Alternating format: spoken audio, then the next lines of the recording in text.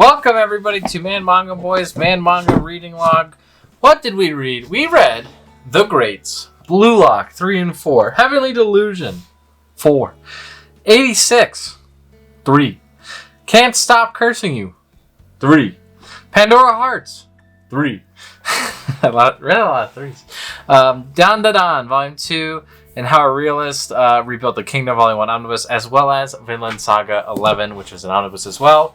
22 volume, or volume 22 and 23.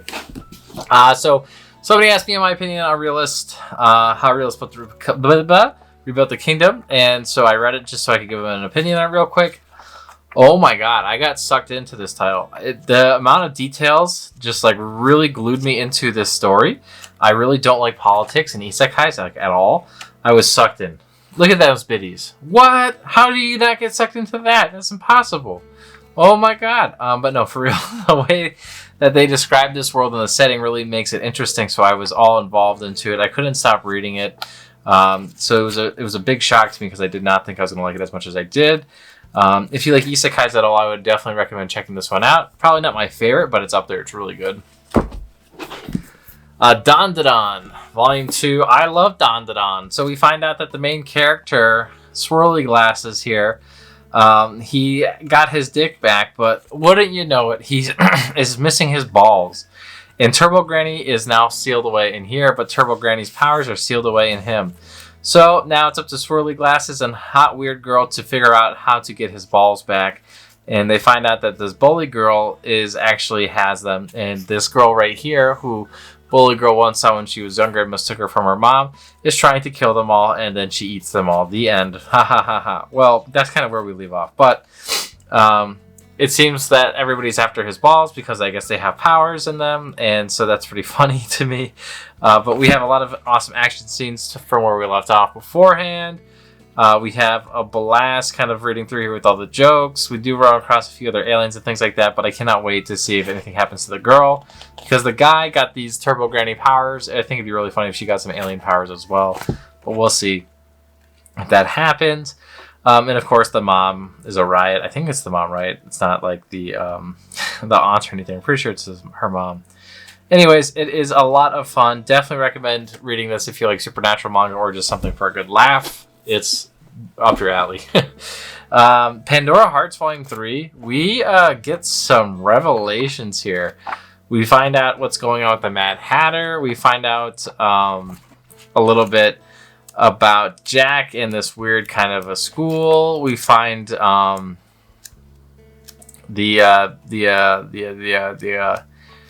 blah blah. What is it called? Man, why can't I think of their name? The darn people with the coats and the Baskervilles. We find the Baskervilles. Oh my god, that was hard for me to remember. So we find the Baskervilles in the school, the same school that his sister's at. We also run into his uncle Oscar, see what he's up to as well. So this is a pretty fun story here, pretty fun read. Jack also makes a few appearances, which is really interesting as well. Yeah, so I had a blast reading through this, but you can see B-Rabbit looking fierce AF as well. This was a pretty good read, like I was saying, but it is still a little bit kind of like, what's happening? But we're getting fed a little bit more information here. So that was nice, at least. I still don't see why this series is lauded as one of the best series ever right now. But apparently we find that out around volume, what is it? Volume 10-ish, the Headhunter arc, I guess. And so this is like volume 6 and 7. So we're getting kind of close to that, I suppose. Which is good, because I bought this whole box set, and I'd be sad if I don't like it. Vinland Saga, book 11. I mean, who's not going to like Vinland Saga, right? So Vinland Saga continues this big war, or battle, over the mercenaries that his Thorfinn's dad founded.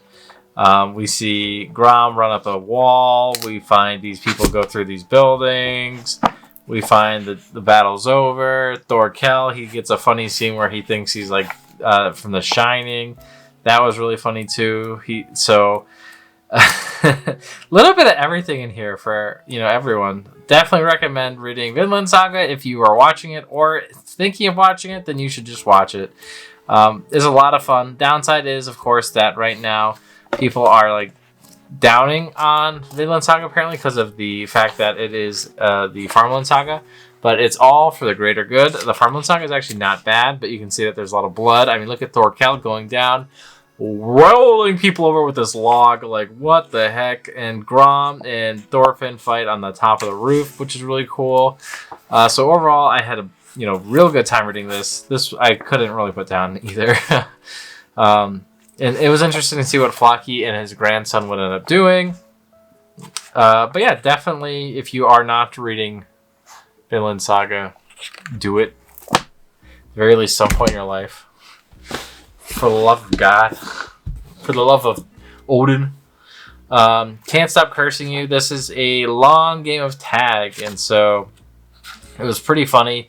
Our main character here cannot go inside, because if he does go inside, there's a force field he can't get out. Also, this supernatural detective agency thing is like not letting them inside either. This guy right here, like, no police, and you count as police, so you can't come in. So he's like, okay, fine, I won't come in. But then eventually he tricks him to let him in, and then he like solves the whole thing in like 2 seconds, which was funny. But there's a wild card. They come across this girl who also has the power. The power like seems to taunt these people who are like contractors, and so once he taunts them, or once she taunts them, then they have to come after and kill her. But she uses that to her advantage to figure out who's doing all this stuff, which was really interesting. This is a very like deep psychological kind of story. Each episode seems to be like a whodunit, but it seems like, why would you send your kid to the school ever again if these incidents keep happening?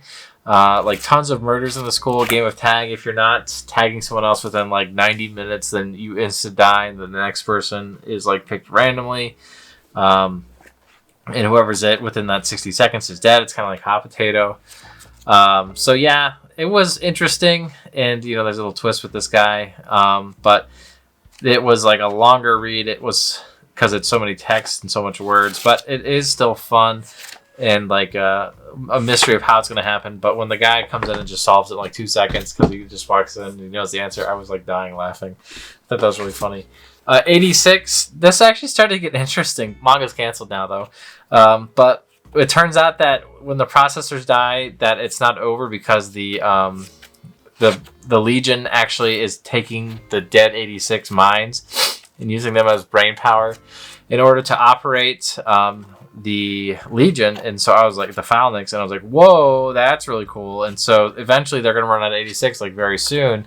And then these people are going to have to fight, and they don't have a clue of how to fight because they've just been drunk and dicking around with the 86's lives.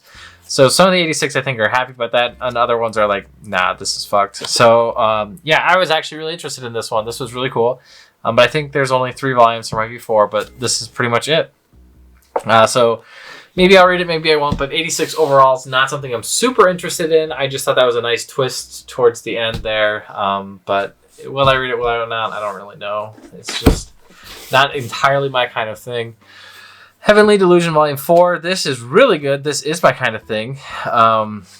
So we find out that the girl who is actually the guy trapped in his sister's body gets their first period in like 6 months. That was pretty shocking. They think they're sick and dying, but they're not. So that was pretty silly. We also find out that one of them is pregnant, and Ashura is like an alien, and he was over there. But also like other people can see the aliens too. And I was like, what? And also, like, these kids, they're really close to them, but the kids aren't, like, just kids. They are, like, animal hybrids, too, I guess. And I'm like, wait a minute. This is not what I thought it was. So half of this is finishing up the arc. It shows us that the monsters were actually once humans, and the other half shows us what's going on with the kids. Really a lot of revelations in this volume. This is a really cool story about people trying to find utopia in a dystopia. And I have a blast reading through it every week. Blast is my word for the day, I guess. Every week. Every time I get my hands on it, because I just wanted to know what happens next. It's so weird.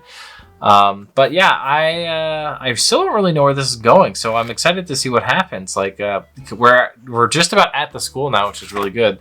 So we're going to get some more pretty crazy plot developments, I would assume.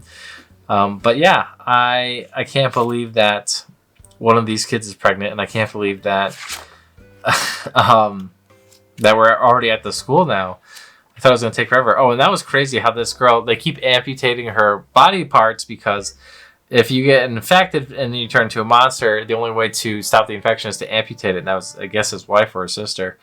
And so they kept amputating pieces of her, and that's all she's left as. And I was like, bleh. But like, also it's like, wow, it's crazy. Blue Lock 3 and 4. That's right. We're into the big leagues. Blue Lock Team Z versus Team V, and W and stuff, and V. So Blue Lock, we are pretty much just doing one match a volume, which is fine with me. This one shows us that there's a traitor on the team, which was really interesting, and you know they show you how it happens. We also have these two twins that are playing against each other, which was fun.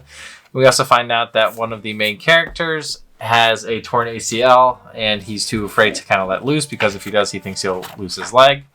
In the second volume today that I read shows the main characters training to go against the best team, and once they're going against them, they realize that they don't have a shot, but when they realize they don't have a shot, they kind of evolve and find their own way to give themselves a shot. And so that was really cool.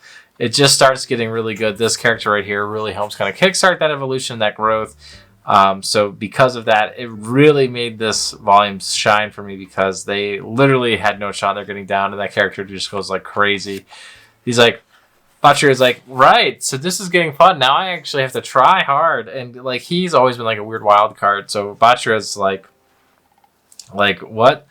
I'm going to take off and become super good. And then he does, and everyone's like, wait, Butcher could just do that? We can just do that then. If Butcher can do it, why not us? And so then they do it. And I'm like, whoa. So that was really neat. I really like that a lot. So yeah, strongly recommending Blue Lock right now. I didn't think Volume 2 was all that great. Volume 1 I liked. 3 and 4, though, are really good. But yeah, this is what I read this week. Really just all good reads for the most part. Probably Pandora Hearts was my weakest. 86 probably behind that, right after that. And then Can't Stop Cursing. And then the rest are just like S tier, personally. Anyways, thank you so much for watching. If you enjoyed this, please like, comment, and subscribe. It helps me out a lot. We'll see you next time. Bye-bye.